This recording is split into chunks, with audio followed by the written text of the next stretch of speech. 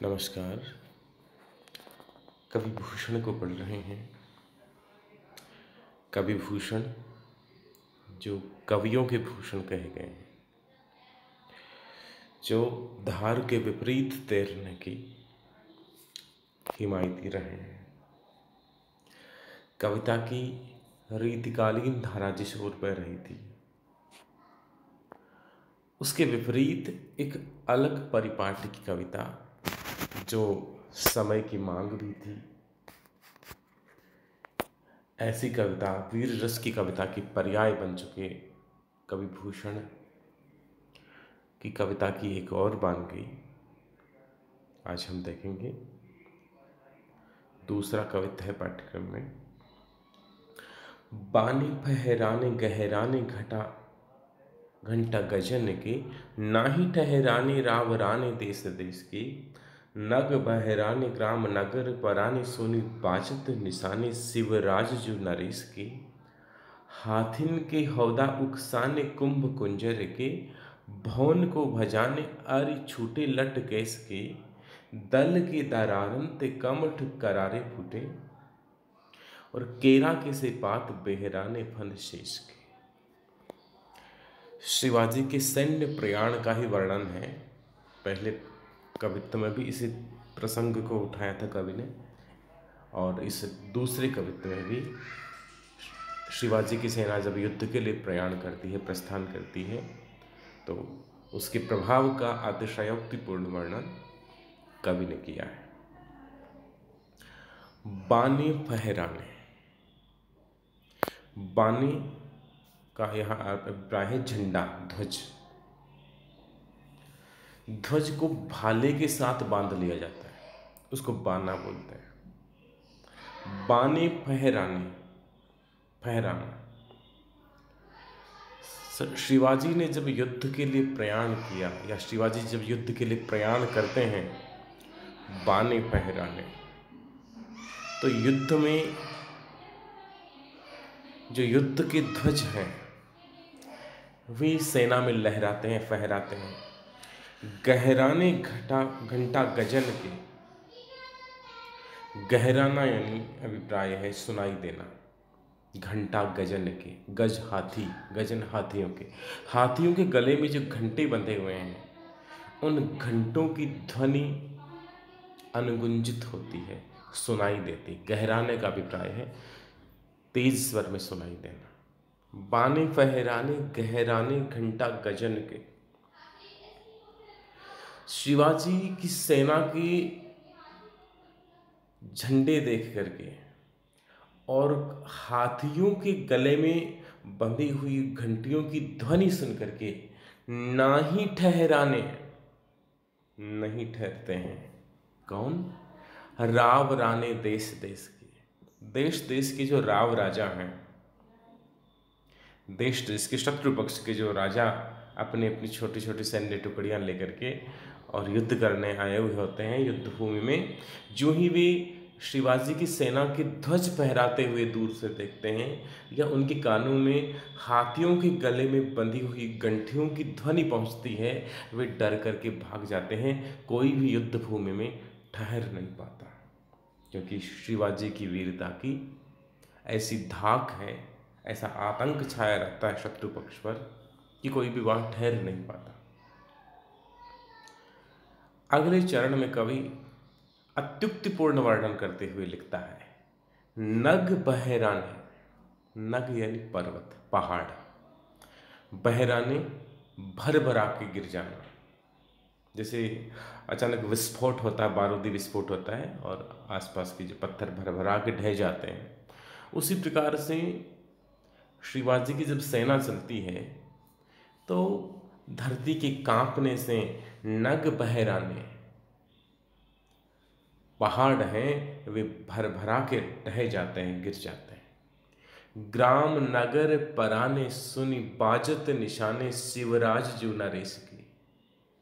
शिवराज जो नरेश की, नरेश राजा शिवाजी हैं, शिवाजी महाराज हैं, उनके बाजत निशाने, निशान नगाड़े, उनकी सेना के युद्ध के नगाड़ों की ध्वनि सुन करके ग्राम नगर पराने,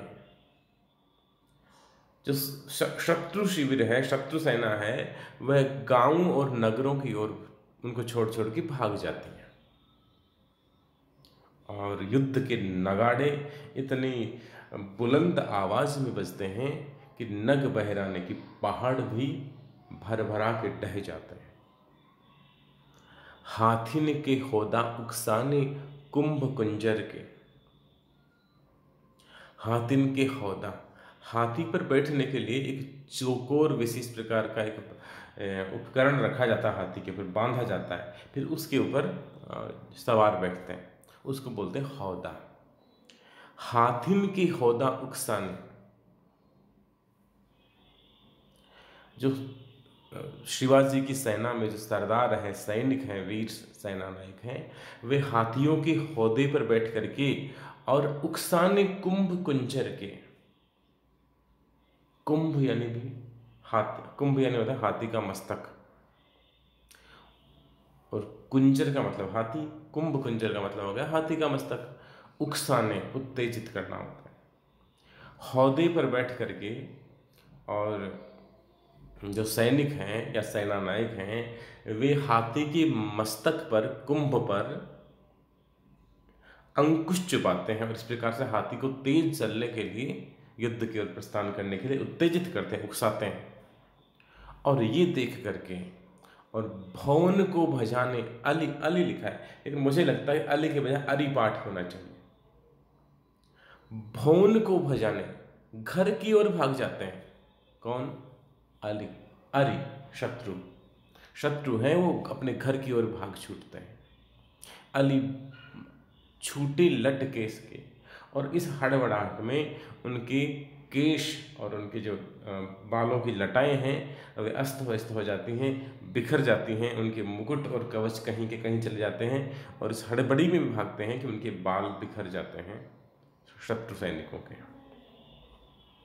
अब यहाँ कई लोग ये इस पाठ को ठीक माने अली वाले को, तो उसके अनुसार अर्थ किया जा सकता है भवन को भजाने। जो शत्रु शिविर के जो सैनिक हैं वे अपने घर की ओर भागने लगते हैं, अली छूटे लट केस के। और जो अपने शिविर में, युद्ध के शिविरों में भी बहुत सारे लोग थे, परंपरा थी विशेषकर जो मुगल खेमों में महिलाएं भी साथ होती थी,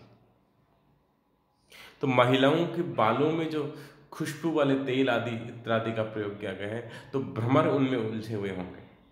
वे जब भागती हैं उनके केश बिखरे हुए रहते हैं, और उस समय उनके जो खुशबू से आकृष्ट होकर के जो अली हैं, भ्रमर हैं, वे उनके पीछे पीछे उड़ते हैं।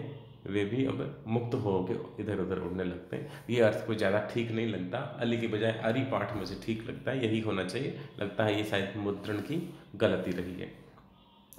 दल के दरारंत कमठ करारे फूटे। दल, सेना, शिवाजी के सैनिकों के चलने से धरती पर दरारें पड़ रही है, धरती फट रही है, और धरती के फटने से और उस सेना के बोझ से, भार से कमठ करारे फूटे। जो कमठ है, कच्छप है, जो सृष्टि का भार उठाए हुए है, उस कच्छप की पीठ भी दरक जाती है। कमठ करारे फूटे, कमठ की जो पीठ है वह दरक जाती है, उसमें दरारें आ जाती हैं। और केरा के से पात बेहदाने फन शेष के, फन शेष के, शेषनाग के जो 1000 फन हैं वे केरा के से पात, केले के पत्तों की तरह बेहराने, बिखर जाते हैं। जिस प्रकार से केले के पत्ते हैं वो ज़्यादा वजन नहीं सह सकते, पेड़ के पत्ते लगे हुए हैं, ज़्यादा वजन पड़ेगा, थोड़ा सा भी वजन पड़ेगा वो टूट जाएंगे, बिखर जाएंगे। उसी प्रकार से शेषनाग भी उस सेना के भार को उठा पाने में असहज हो रहा है, उसे भी कष्ट हो रहा है। इस प्रकार अत्युक्तिपूर्ण वर्णन कवि ने किया है भूषण में। ब्रज भाषा है, और भूषण की कविता की जो विशेषता है, ध्वन्यात्मकता, वह इस छंद में भी देखी जा सकती है। हाथिन की होदा और कुंभ कुंजर, भुवन को भजाने, इनमें आप कमठ करारे, इनमें आप छेकानुप्रास अलंकार का सौंदर्य देख सकते हैं। फहराने, गहराने, ठहराने, रावराने में भी वर्ण की आवृत्तियाँ देखी जा सकती हैं। और केरा के से पात, केले के पत्तों के समान में उपमा अलंकार है।